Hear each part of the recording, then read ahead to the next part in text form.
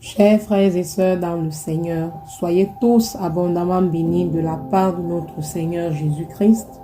L'année tire déjà à sa fin et je pense que tout le monde est dans les préparatifs de fin d'année. Comme je vous ai dit la dernière fois, je vais continuer le thème que j'ai abordé avec vous, comment demeurer dans la bénédiction divine. Et le premier sous-thème que j'ai abordé était la crainte de l'Éternel. Alléluia. Et en ce matin, le deuxième sous-thème sera l'obéissance. Alléluia. L'obéissance. Alors je vais partir dans le livre de Deutéronome au verset 28. Je pense que tout ce verset nous parle de l'obéissance à Christ. Alléluia. De l'obéissance à Dieu. Alors voici les recommandations que Dieu donne au peuple d'Israël. Et nous sommes aussi de cette alliance aujourd'hui à cause de Jésus-Christ, alléluia, qui nous a rachetés. Alors il est écrit, si vous écoutez attentivement la parole de l'Éternel, votre Dieu, et si vous obéissez à tous les commandements que je vous donne aujourd'hui, si vous les appliquez, alors l'Éternel, votre Dieu, vous donnera une place prépondérante au-dessus de tous les autres peuples de la terre. Si vous obéissez à l'Éternel votre Dieu, voici toutes les bénédictions dont Dieu vous comblera. Vous jouirez de ces bénédictions à la ville comme au champ. Il vous bénira et en vous donnant de nombreux enfants et d'abondantes récoltes, en multipliant le nombre de vos bœufs, de vos moutons et de vos chèvres. Il vous bénira en remplissant votre corbeille et votre pétrin. Il vous bénira lors de vos allées et venues, au départ comme à l'arrivée. L'Éternel mettra en déroute les ennemis qui vous attaqueront. S'ils marchent contre vous par un seul chemin, ils s'enfuiront en débandade en tous sens. L'Éternel vous bénira en remplissant vos greniers et en faisant réussir tout ce que vous entreprendrez. Oui, l'Éternel, votre Dieu, vous bénira dans le pays qu'il vous donnera.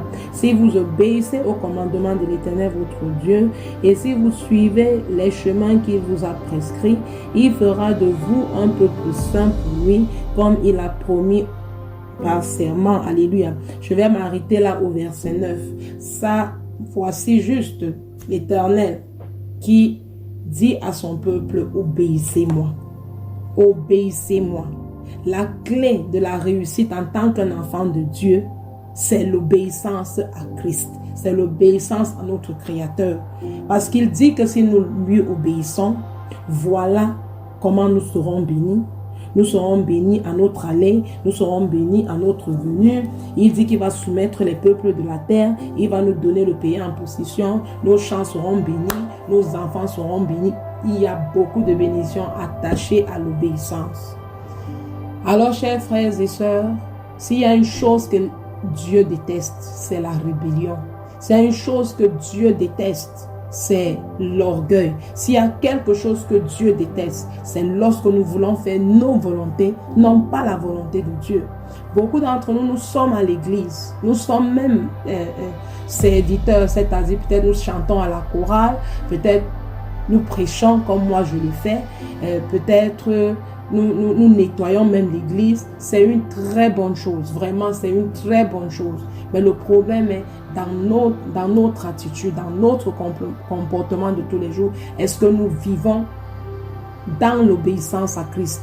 Est-ce que nous faisons ce qui plaît à Dieu? Est-ce que nous avons un cœur qui est vraiment agréable à Dieu? Est-ce que nous faisons des choses pour l'apparence? Comme je vous l'ai dit la dernière fois, le Seigneur sonde les cœurs et les reins. Quels qu'en soient les combats que nous avons, nous pouvons venir dans une famille qui a bâti des hôtels, qui nous réclame, qui a fait des choses qui ne sont pas agréables à Dieu.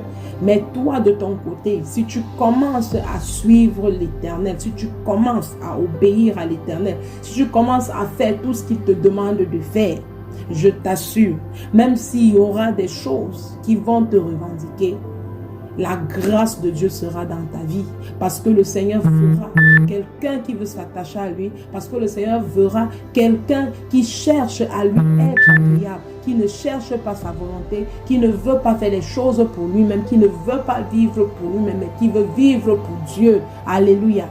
Obéissons à l'Éternel. Et j'irai plus loin. Dans ce même chapitre, il y a des malédictions qui sont citées.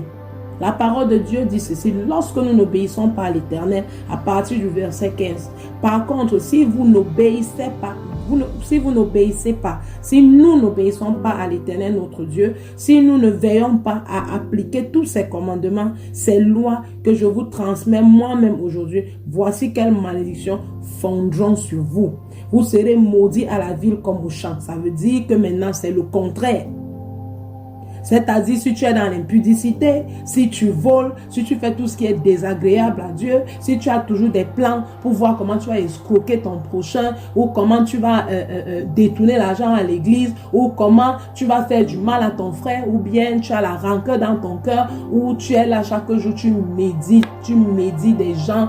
Je t'assure, voici ce qui est attaché à ta vie. Ça veut dire que maintenant, il ne s'agit plus des fautes même de tes parents ou alors des réclamations qu'il y a dans ta famille, mais il s'agit de ton propre comportement qui maintenant fait à ce que tu deviens maudit. Alléluia. Alors je ne pense pas que nous voulons être maudits. Au contraire, nous voulons être bénis. Et il continue en disant: la malédiction reposera sur votre corbeille à fruits. Ça, c'est la pauvreté. Alléluia. Donc vous voyez que en n'obéissant pas à l'Éternel, nous apportons la pauvreté dans notre vie, nous apportons la mort dans nos champs. Alléluia. Parce qu'on ne pourra même pas avoir des troupeaux. Et ces choses-là, ça peut être nos affaires. Nous voulons être prospères dans la maison de l'Éternel, mais nous faisons les choses à notre gré. Nous voulons faire des choses à notre propre volonté. Maudits serez-vous dans vos allées et venues, au départ comme à l'arrivée. Là, faisons très attention. Si on nous dit que nous sommes maudits à l'aller, ça veut dire que là où nous allons déjà, c'est comme si nous avons le propre à nous. Les gens n'aimeront pas nous voir. Les gens ne voudront pas nous servir. Nous sommes vraiment désagréables. Et lorsque nous allons rentrer, nous rentrerons avec des pleurs. Ne faisons pas que cela soit notre cas. Alléluia. L'Éternel déchaînera contre vous la misère.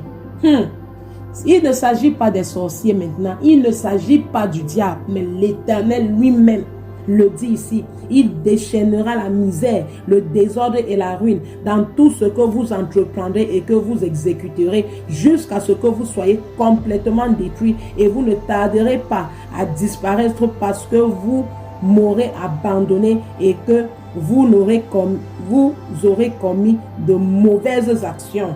Oh Seigneur, si vous continuez, mes frères et mes sœurs, ne cherchons pas toujours à savoir comment le Seigneur va nous bénir, parce que sa bénédiction repose déjà sur nous.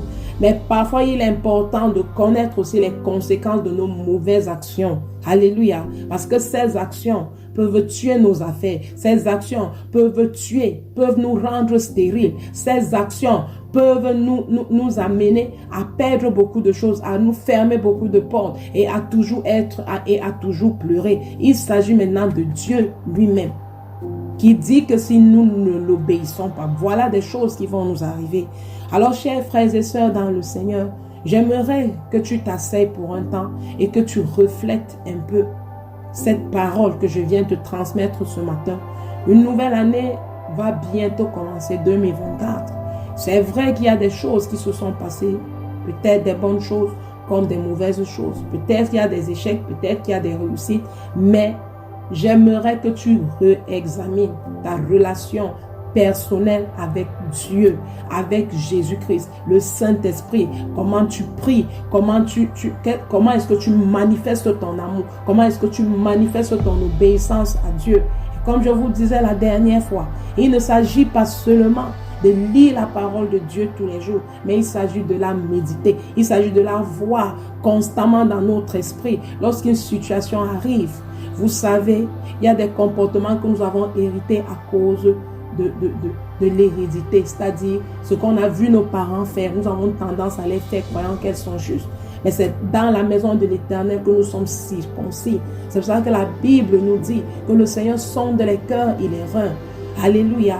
Donc il faut que nous examinions nos cœurs. N'entrons pas en 2024 imbus de nous-mêmes. N'entrons pas en 2024 étant désagréables à Dieu. Et c'est un bon temps pour nous de nous asseoir, de demander pardon à Dieu, de rechercher sa face, de chercher une nouvelle connexion et que les faiblesses que nous avons,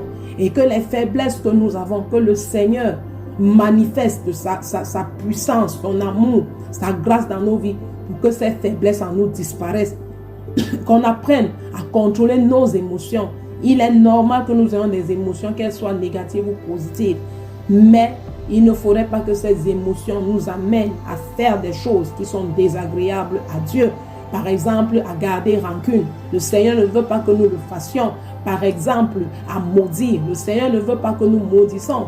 Par exemple, parce que nous avons tellement faim, nous nous livrons à la débauche. Oh, je viens te dire, mon frère et ma soeur, si, par exemple, à cause d'une souffrance, à cause du fait que tu n'as pas pu avoir un travail et que tu t'es livré à certains actes, moi je viens te dire, la Bible dit que Dieu veut que le pécheur se répande. Alléluia. Tout ce que tu dois faire, c'est de te repentir. Tout ce que tu dois faire, c'est de purifier ton cœur dans le sang de Jésus-Christ, de revenir à Christ et il reviendra à toi. Alléluia. Parce que c'est lui qui t'a créé et c'est lui qui t'aime. Il a les plans de bonheur pour toi, mais deviens un enfant obéissant. Alors, shalom à vous. Je vais vous revenir avec le sous-thème qui suivra et que le Seigneur vous bénisse. Shalom. Merci d'avoir suivi cet audio. C'est la sœur Claire. Alors, si vous avez été béni, subscrivez, laissez un commentaire, partagez massivement et à la prochaine. Shalom.